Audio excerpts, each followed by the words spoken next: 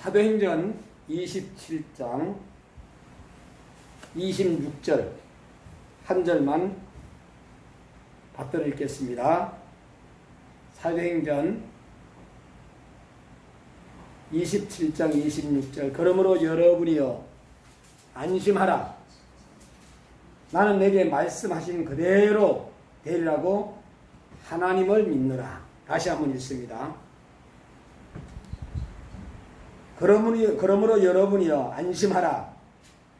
나는 내게 말씀하신 그대로 되리라고 하나님을 믿느라.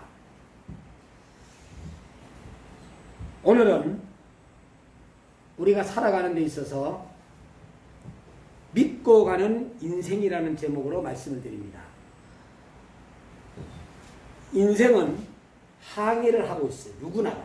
그래서 저는 이번 기도원에서 어떤 2박 3일 동안에 전국 투어를 하면서 그 목사님이 그 오신 성도님, 그 목사님에게 질문을 하는 것을 보면서 야 나도 이번에 우리 교회로 돌아가서 여러분들에게 한번 질문을 던져봐야 되겠다 하는 생각을 해봤어요.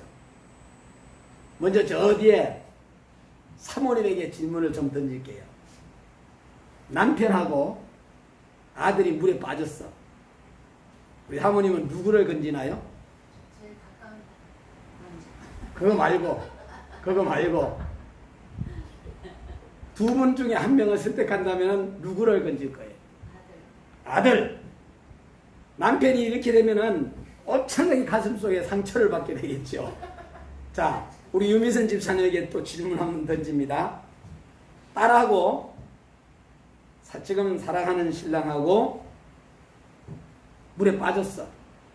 뭐 가까운 사람 건지는 거 말고 그러면 누굴 건질 거예요? 딸.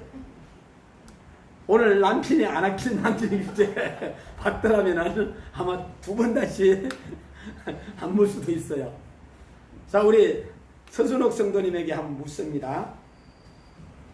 예쁜 딸하고 멋진 남편하고 두 분이 있는데 물에 빠졌어. 누구를 건지나요? 딸요.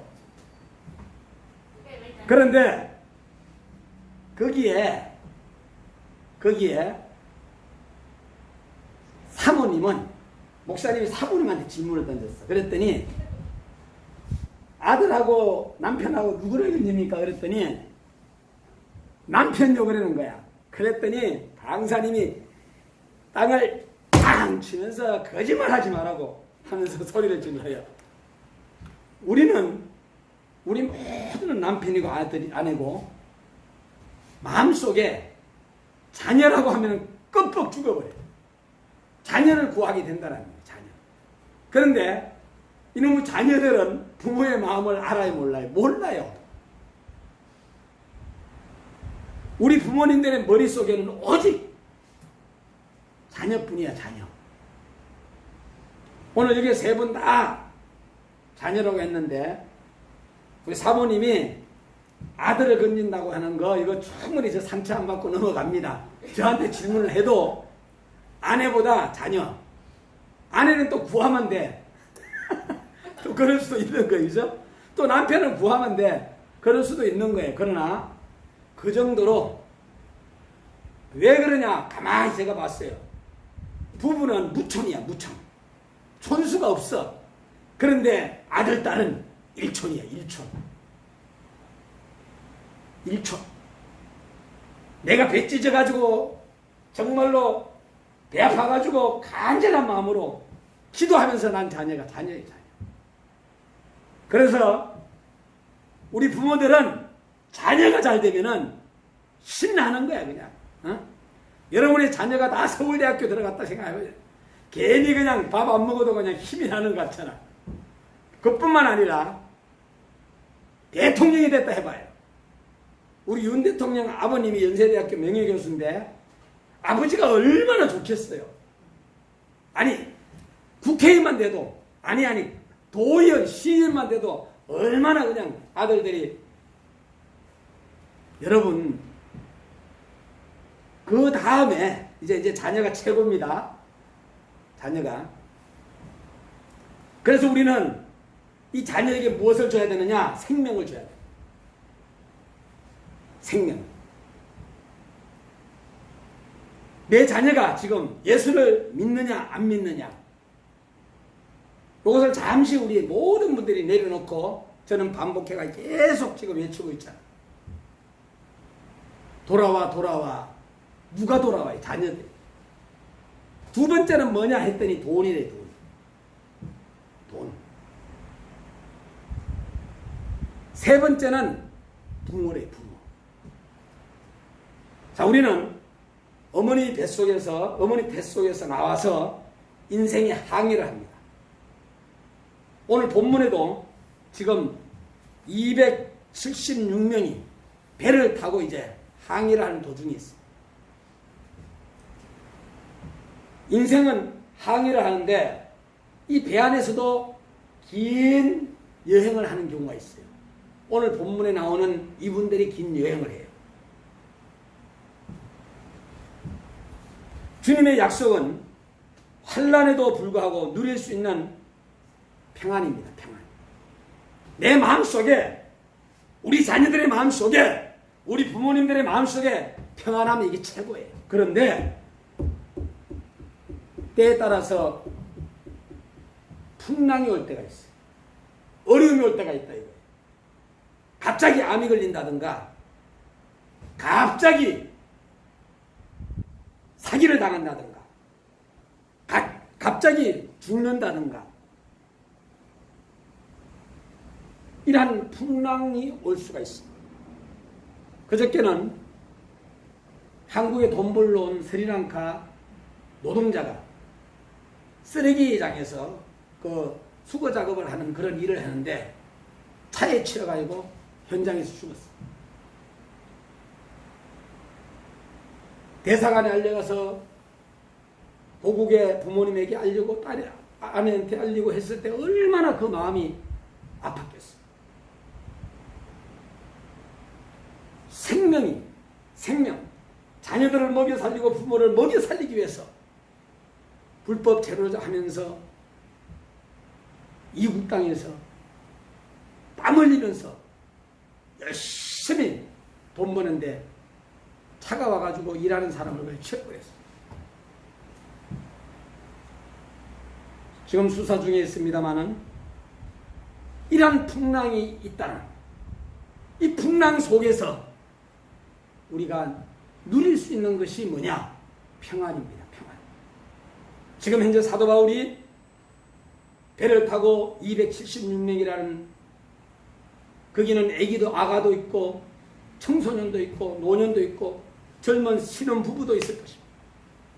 풍랑을 만나게 됐습니다.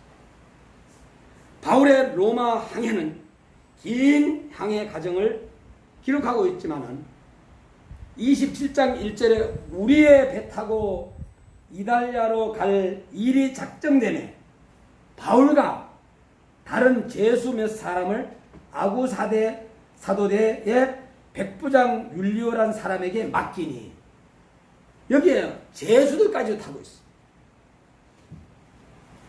자, 바울이 탄 배의 목적지는 이달리아라고 나와 있어. 4절 말씀을 보니까 또 거기서 우리가 떠나가다가 바람의 거슬림을 피하여 구부로 해안을 의지하고 행선하여, 바람이 너무나도 세게 불어가지고 항해하기 어려워가지고 이제는 잠시 피했다 가야 되겠다, 목적지를 향해 가다가 늦어지는 거예요. 여러분들의 가정과 여러분 개인에게 강한 바람이 불어올 때가 있어. 태풍이 막 불어올 때가 있어. 다 날아가는 그런 현장, 얼마 전에 필리핀에서도 일어났습니다마는, 그럴 때는 집 밖으로 나오지 않고 꼭 숨어가지고 있어야 돼. 뭔가를 잡고 있어야 돼. 죽기 살기로. 바람 때문에 항해가 어려워졌다. 오늘 우리 앞에 지금 현재 바람이 얼만큼 세게 부느냐에 따라서 전진하기도 하고 또 속도를 내기도 하고 그리고 또한 천천히 갈 수도 있어요. 7절 말씀에 보니까 뭐라고 얘기해 주고 있느냐? 배가 드디 가 그랬어요. 드디 간다 그랬어요. 더디간다. 여러분, 더디가 여러 날 만에 간신히 나도 맞은편에 이르러 풍세가 더 허락지 아니하므로 살몬의 앞을 지나 그레데 해안을 의지하고 행선하여 어쨌든 더디 간다는 것이 더디 간다. 오늘 우리는 목적지를 향해 가는데 차가 꽉 막혀 있어. 그러면은요, 저는 그 시간만큼 아까운 게 없어. 그래서 저는 항상 어디를 갈 때 새벽 한 4시, 5시에 간다든가 저녁 9시 넘어가지고 출발한다든가 이렇게 해요. 항상 그래. 막혀있는 그 길을 탁 뚫고 가려고 그러면은 막 가슴이 답답해. 시간이 너무 아까워. 여러분, 9절에는 뭐라고 말씀해주고 있느냐? 여러 날이 걸려 금식하는 절기가 이미 지났으므로 행선하기가 위태한지라. 여러분, 앞길에 어려움이 있다고 또 이야기해주고 있어요. 그래서 바울이 저들에게 권하기도 합니다. 여러분, 지금 현재 바람도 불고 더디 가고 어렵지만은 여러분 하나님 앞에 기도하면서 우리 도움을 받으십시다. 이렇게 했더니 13절 말씀에 뭐라고 나오느냐? 남풍이 순하게 불매. 이제는 강한 태풍이 불더니 순해졌어. 하나님이 바울의 기도를 이제 하나하나 들어주는 거예요. 자, 이 내용을 보면서 무엇을 제가 말씀드리려고 하느냐? 태풍이 불고 가정이 어려움이 닥쳤을 때 우리가 해야 할 행동은 하나님 앞에 나와서 기도하는 거예요. 그래서 지금 현재의 상황을 뒤바꿔놔야 돼요. 이것이 바로 뭐냐? 믿음이에요, 믿음. 자, 유미선 집사님 옆집에 무당이 와가지고 향도 피우고 막 그냥 매일마다 구설하고 이렇게 한다면 우리 집사님은 어떻게 할 거예요? 물론 거기에 따라서 어떤 사람은 우리 집사님 아마 반드시 좋은 결과를 낼 건데, 그래서 어떤 집사님이 담임 목사님을 찾아갔대요. 목사님, 큰일 났습니다. 내가 비싸게 아파트를 주고 왔는데 무당이 그냥 와가지고 밑에서 향을 피우고 매일마다 그냥 구설하고 하는데 머리통이 아파가지고 죽겠다고 하면서 이거 어떻게 해야 됩니까? 이것도 집을 내놨더니 집이 나가질 않아. 그 무당 때문에. 그래가 이 목사님이 호통을 내줬다는 거야. 집사님한테. 집사님! 지금 현재 집사님 믿음 있는 거야 없는 거야 하면서 막 호통을 쳤대요. 집사님이 그 사람을 내쫓아야지 왜 그 사람을 쫓겨나느냐고. 그래가지고 어디 가가지고 믿음 생활 똑바로 하겠느냐. 그래가지고 천국 가겠느냐 말이야. 집사님이 혼나고 나서요, 삐져가 교회를 안 나가는 것이 아니라 집에 가가지고 그냥 찬송가를 갖다 24시간 계속 틀어놨대. 그랬더니 무당이 머리가 아파가지고 싸게 집을 내놓고 그냥 이사가 버려. 목사님 하면서 막 달려와가지고 무당이 이사 갔습니다. 할렐루야, 내가 이겼습니다 하면서 좋아가지고. 여러분, 생각만 조금만 바꾸게 되면은 우리는 모든 환경을 이겨낼 수 있는 믿음이 여러분들에게 가슴 속에, 심령 속에 팍 박혀야 돼요. 20절에 보니까 여러 날 동안 해와 별이 보이지 아니하고 큰 풍랑이 그대로 있음에 구원의 여망은 다 없어졌더라. 이제는 좀 잔잔했더니 이제는 또 막 다시 또 시작이 됐어. 성객들이 절망적인 상태에서 인생의 항해를 적절하게 잘 조명해주는 이야기입니다. 우리는 개개인 저마다 삶의 목적지를 정하고 그 목적지를 향해 항해를 시작한 저와 여러분들이 우리의 인생의 배의 항해는 때로는 순탄하게 진행할 수가 있습니다. 자, 제가 그림을 한번 그려보겠습니다. 이렇게 그릴 수도 있어요. 두 번째는 이렇게 올 수도 있습니다. 세 번째는 이렇게 계속해서 올라갈 수도 있습니다. 네 번째는 이렇게 다운될 수도 있어요. 나는 신앙생활을 한다면 어디에 속해서 신앙생활을 해야 되겠느냐? 저는 이거는 아니라고 생각합니다. 어떻게 생각하면 변함없는 이 믿음. 우리는 90% 이상이 이러한 믿음이 좋아졌다. 내려갔다가 목사님한테 칭찬 들으면 내려갔다. 돈 좀 생기면 좋아졌다가 내려갔다가. 이러한 신앙생활이 많지 않은가. 올라가 하는 이 신앙생활이 계속돼야 되는데 우리의 인생의 항해는 때로는 이렇게도 내려오고 이렇게도 올라갔다 내려가기도 하고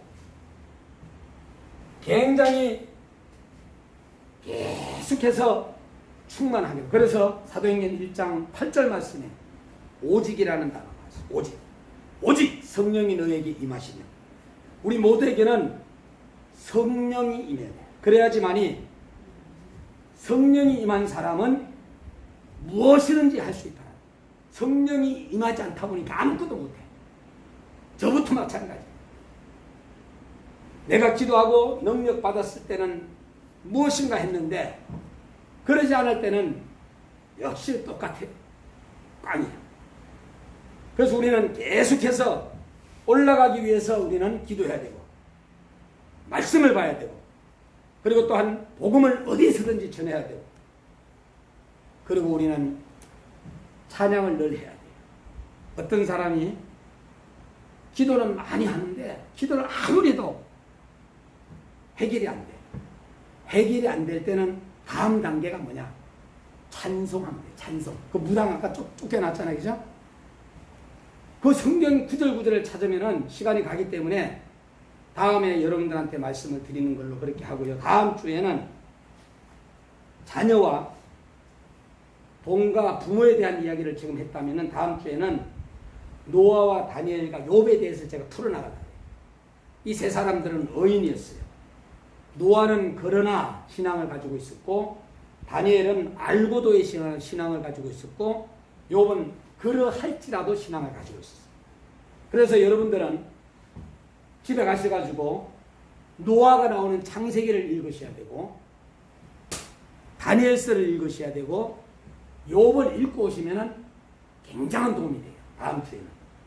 자, 이렇게 우리는 순항과 난항 속에서 우리는 인생을 살아가고 있어요. 때로는 속도를 내어 달리기도 한다고 그랬어요. 더디 나아가기도 한다고 그랬어요. 이 뱃속에는 몇 명이 타고 있었다고 그래서 276명이 승객이 타고 있다고 그랬어요. 두 번째는 우리 마음이 평안해야 되잖아요. 순환이 오든 난항이 오든 어려움이 오든 돈을 못 벌든 국회의원에서 떨어지든 지사에서 떨어지든 도의원에서 떨어지든 우리는 마음속에 평안을 빨리 찾아야 돼요. 오늘도 어떤 한우하고 통화를 하면서 그들에게 힘을 넣어줬어. 갑자기 유방암 3기라고 그러면 놀래요. 그래서 제가 그렇게 얘기를 했어요. 시편 118편 17절을 주면서 내가 죽지 않고 살아서 여호와의 행사를 선포하리라 하고 유방암으로 죽었다는 사람 한 명도 못 봤어요. 지금까지. 제가 37년 동안 교육생활하면서. 그런데 어떤 암에 걸리면 죽느냐? 췌장암에 걸리면 죽어. 췌장암에 걸린 사람은 살아난 사람을 못 봤습니다. 두 번째는 방광암에 걸린 사람도 살아나는 걸 못 봤어요. 방광암과 췌장암에 걸리지 않도록 우리는 기도해야 돼요. 자, 그 정도로 그 질병은 암은 무섭다는 거예요. 오늘 누구에게나 암세포는 다 가지고 있어요. 중요한 것은 우리의 생각이 나는 이제 암에 걸렸기 때문에 난 머지않아 죽는다 이러면 죽는 거예요. 그러나 희망을 갖지 않고 하나님은 내 편이시다. 내가 죽지 않고 살아서 여호와의 행사를 선포하려는 이 말씀을 나는 붙잡을 거야.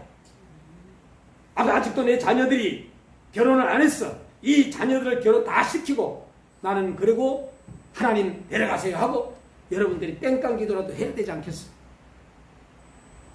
돈을 아무리 많이 벌어도 여러분 병 걸려가지고 누워있으면 안 돼요.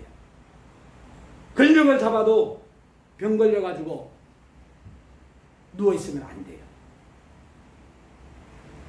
오늘 우리는 평안해야 돼요. 평안의 비밀을 제가 말씀을 드리게 세 가지로 말씀드립니다. 바울의 평안의 비밀은 무엇일까? 신봉수한테서 배우는 것이 아니라 우리는 성경에서 배워야 돼요. 풍랑 중에 평안하려면 어떻게 해야 되는가? 본문의 세 가지를 우리는 찾을 필요성이 있습니다. 23절 말씀에 보니까 자 이렇게 나와 있어요.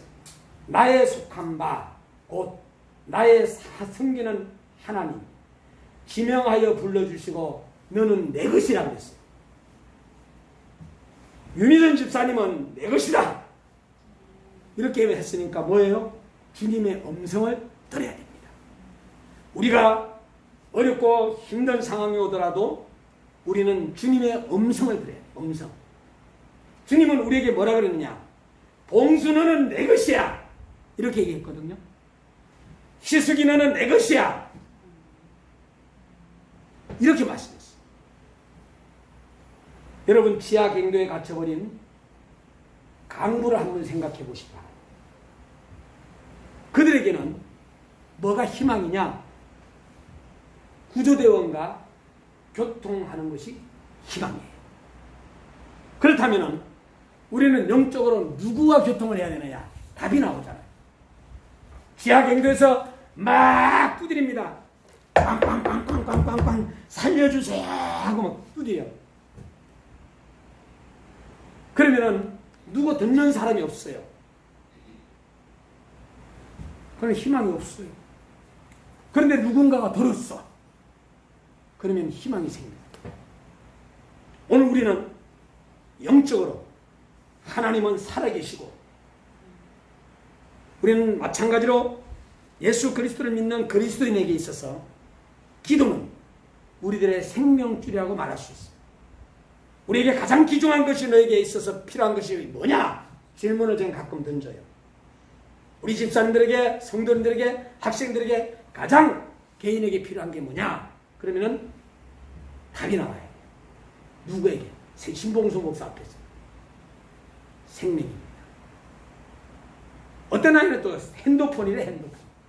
핸드폰이 뭐가 또 뭐라 그러냐면 또 믿음 좋은 것처럼 예수님이래. 맞지요? 예수님 맞아요. 나는 뭐라고 질문을 던졌느냐? 너에게 있어서 예수님도 맞고 그런데 지금 현재 예수님은 내가 살아있는 동안에 우린 예수님을 만났고 이제는 나에게 있어서는 내 생명이야. 내 생명. 내 생명이 있을 때 예수님을 부를 수가 있는 거예요. 예수님에게 도움을 요청할 수도 있는 거예요. 주변 사람이 무슨 도움을 요청하겠어요. 그래서 나에게 있어서는 가장 귀중한 것이 남편도 아니고 아내도 아니고 오직 내 생명이다. 그리고 우리는 하나님과 나와 1대1의 관계. 김희숙 사모가 아무리 믿음이 좋아도 믿음 좋으니까 우리 아내 믿음 좋으니까 나는 믿음 생활 안 하고 우리 아내 달보광지 붙잡고 갈 거야 이렇게 해서는 안 된다는 거예요.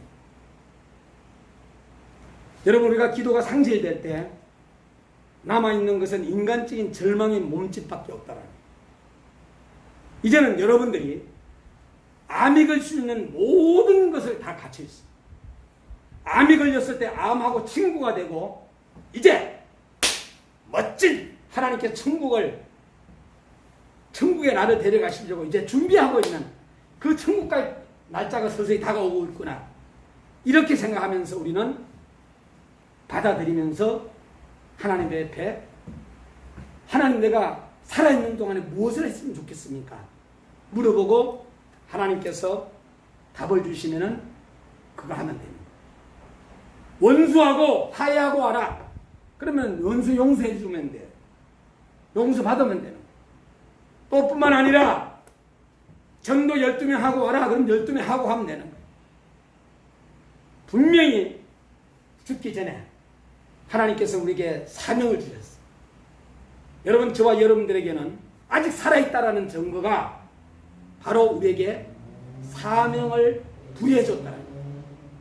그 사명을 다하기까지는 하나님 절대로 우리를 데려간다, 안 데려간다? 안 데려간다. 죽고 싶으면 사명 잘 감당하라는 거죠. 하늘과 땅을 지으신 하나님, 나보다 나를 더 잘 알고 계세요.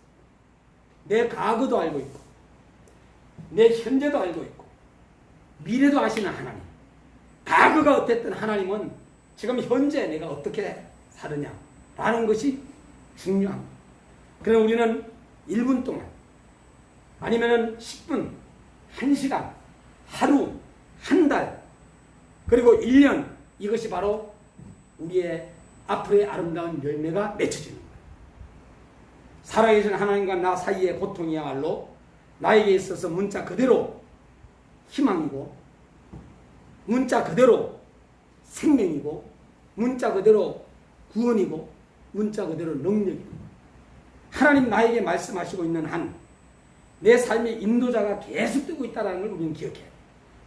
말씀이 지속적으로 들어오고 있는 한 풍랑은 두렵다, 두렵지 않다, 두렵지 않다라는 결론이 나옵니다. 신나는 모험이 될 수도 있습니다. 일부러 막 그냥 이렇게 막 훈련하는 사람들도 있잖아요. 산속에 깊은 높은 산에 올라가가지고 생명을 잃는 도전정신을 가지고 있는, 생명까지도 그냥 내놓고 등산하는 사람들도 있죠. 풍랑 중에 평안하려면 우리는 첫 번째 주님의 음성을 들어야 된다는 것을 제가 말씀을 드렸고, 자, 저와 여러분이 굉장한 풍랑에 왔어요. 두 번째는 인생의 사명을 발견해야 됩니다. 저는 금식을 4가지 조건에 맞는 사람만 금식하라고 해요. 첫 번째, 죽을 사형 선고가 내려졌어요. 의사로부터. 당신은 일주일밖에 못 산다. 그럴 때는 일주일 그냥 금식하고 살려주시면은 살고 죽으면 천국 가는 거예요. 그때 금식할 수 있어요. 두 번째는 내가 하나님 앞에 죄를 많이 졌어. 이걸 누구한테 얘기할 수도 없어. 그때는 하나님 앞에 금식하면서 얘기하는 거예요. 세 번째는 내가 선교사의 사명을 받아주고 저 아프리카 오주로 들어가야 돼. 저 진짜로 누구도 막 진짜 들어가지 않는 그런 곳에 들어가가지고 사명을 감당해야 돼. 그럴 때 사명 감당하기 위해서 우리는 또 금식해야 돼. 네 번째는 하나님의 영광을 위하여서. 오늘 우리는 그 외에는 저는 금식을 하지 말라고 해요.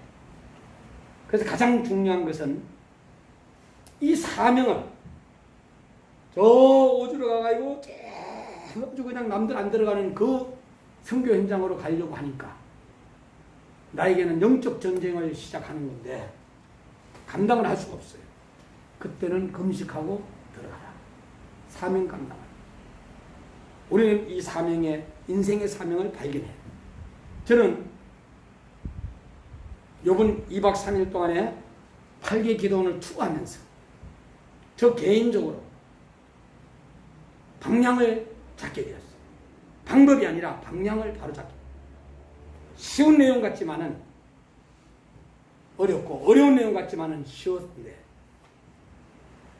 남은 생에도 멋지게 목회를 해야 되겠다 하는 생각을 해봅니다. 자신이 무엇 때문에 이 세상에 존재하고 있는지, 하나님이 나를 왜 보내주셨는지.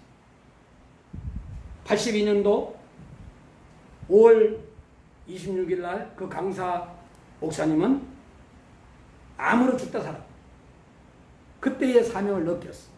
지금까지 하나님 앞에서 사명을 감당했어.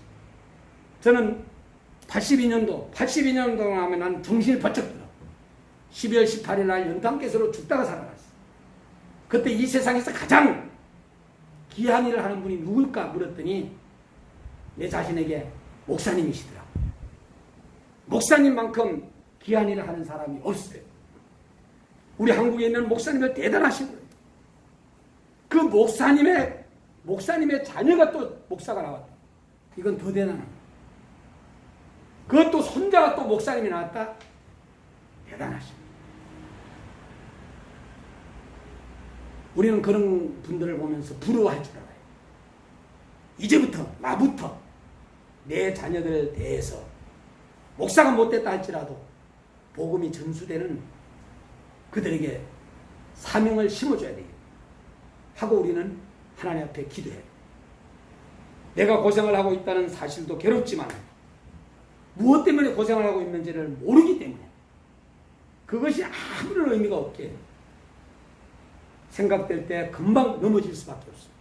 내가 지금 현재 엄청나게 고생을 하고 있어요. 무엇 때문에 고생을 하냐? 인생의 사명을 발견해야지 우리는 이 문제가 해결이 돼요.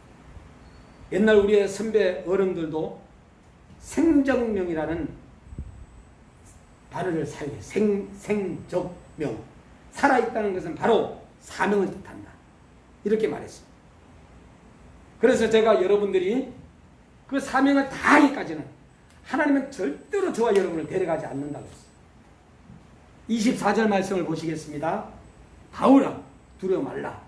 내가 가이사 앞에 서야 하겠고 또 하나님께서 너와 함께 행선하는 자를 다 내게 주셨다니라. 그 인원이 몇 명이라고 해서 276명을 너에게 줬다라는 거예요. 276명을 살리는 사명이 우리 누구에게 있어요? 사도 바울에게 있는 거예요. 바울 사도는 하나님의 말씀을 통해서 그 고난 속에서도 자신의 존재 이유를 확인하고 있는 모습을 볼 수가 있습니다. 성경의 하나님의 종들도 사명각성과 죽음과 두려움을 극복하고 왜 사는지 그 이유를 알고 아침부터 저녁까지 하나님의 사역을 감당하는 인생의 사명을 발견한 자들이 하나님의 일을 하고 있다는 거예요. 오늘 저와 여러분이 사명과 그리고 또한 왜 지금 현재 살아있다는 것은 분명히 하나님께서 우리에게 무엇인가 달란트를 주셨어요. 땀 흘리는 이유, 나의 존재의 이유를 먼저 알아야 된다. 그래서 우리는 알고 나면 절망할 필요가 없어. 풍랑 속에서도 노래할 수가 있다. 마음의 평안이 오게 되고 그러므로 하나님의 돌보심을 우리 믿어야 된다. 하나님은 죽은 하나님이 아니라 살아계신 하나님이기 때문에. 세 번째는 하나님을 신뢰해야 합니다. 하나님의 음성을 들어야 되고 사명을 발견해야 되고 그리고 하나님을 신뢰하는 거예요. 오늘 본문 25절 말씀에 그러므로 여러분이야 안심하라. 나는 너에게 말씀하신 그대로 되리라고 하나님을 믿노라. 사도 바울이 말씀한 거예요.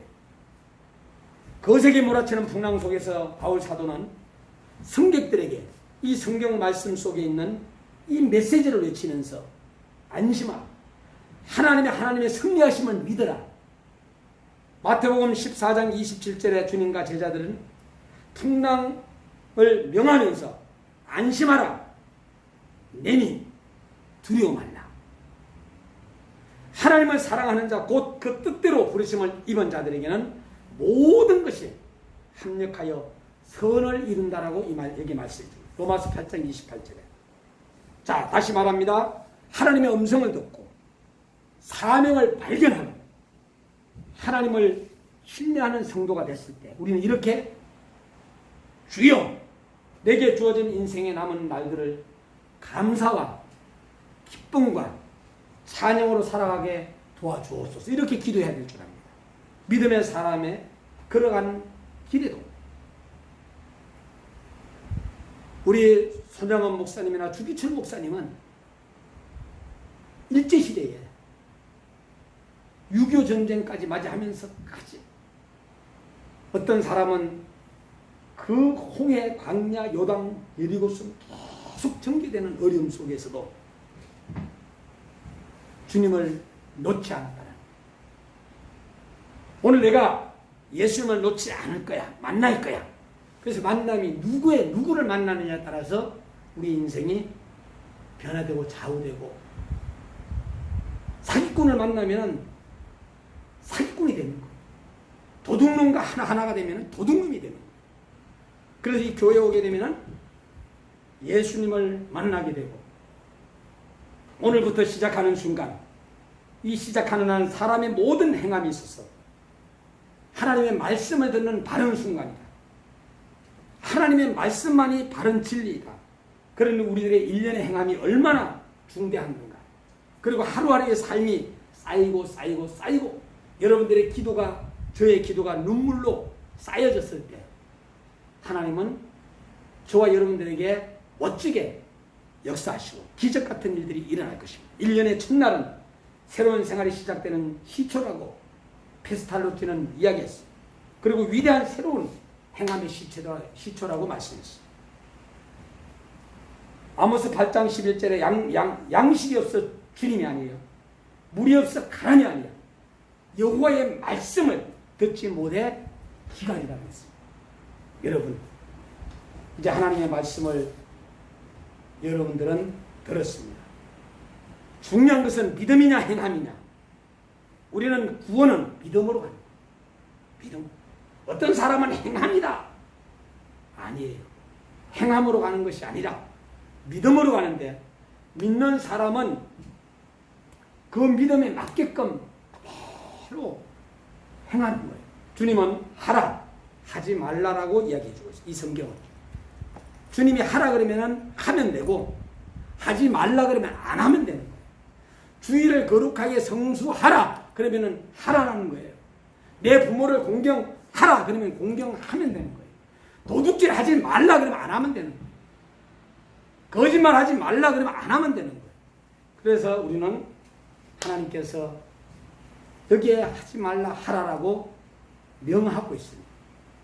여러분들이 오늘은 어떤 메시지를 잡든지 간에, 여러분들은 어떤 단어를 잡든지 간에 여러분들이 뭔가 하나 꽉 잡고 여러분들이 가정으로 돌아가셨으면 좋겠습니다. 기도하겠습니다.